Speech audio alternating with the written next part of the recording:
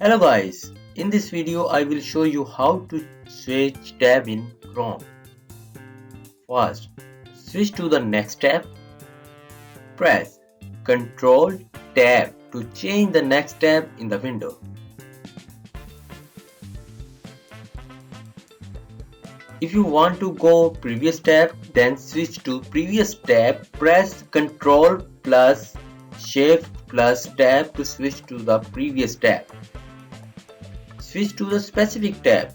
Ctrl plus 2 will switch to the second tab, and so on all the way to Ctrl plus 8.